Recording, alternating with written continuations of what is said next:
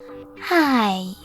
In front of me is Infinix Note 12 Pro, and today I would like to show you how you can use split screen on this Infinix.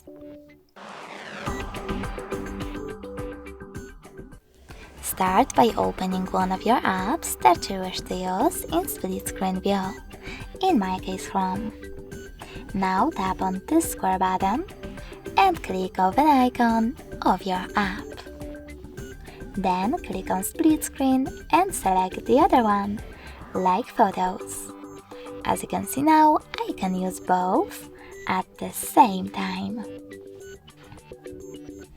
If you wish to go back from this mode, you can do that by dragging the first tab upwards or downwards and selecting Home button. Thanks so much for watching. If you enjoyed this video, leave a like, comment and subscribe. Bye!